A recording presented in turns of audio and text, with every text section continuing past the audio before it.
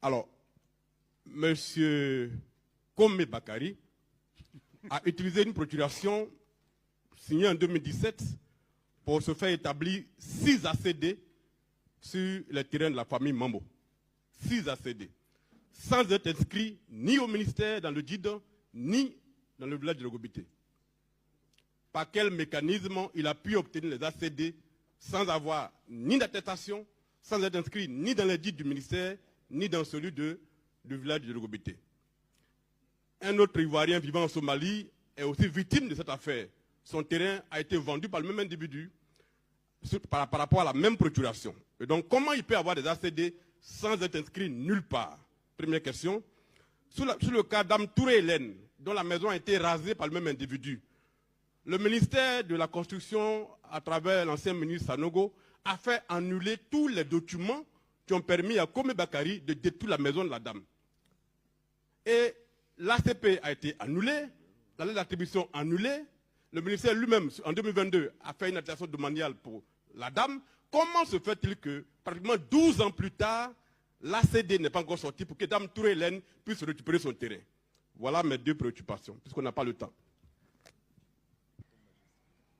L'honorable Assalé Timoko est revenu sur le cas Komé, que j'ai déjà un peu expliqué.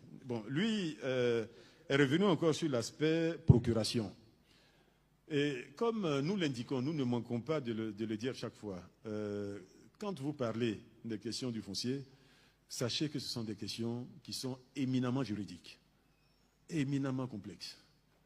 Même quand quelqu'un vous a montré un ACD, derrière, il peut y avoir un arrêté d'annulation de cet ACD. Donc ne prenez jamais pour argent comptant le seul document qu'on vous montre. Et le seul endroit aujourd'hui où vous pouvez avoir toute la documentation et désormais archivée numériquement, c'est le ministère de la Construction, du Logement et de l'Urbanisme. Et pour faire une opération d'acquisition, nous ne demandons jamais de procuration. Ce n'est pas notre rôle.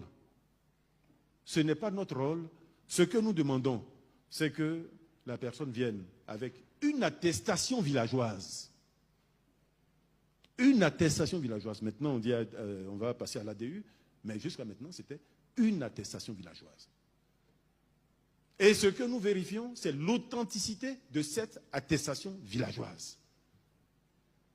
Maintenant, si pour avoir cette attestation, il a dû avoir une procuration de certaines personnes, parce que, vous savez, c'est très complexe.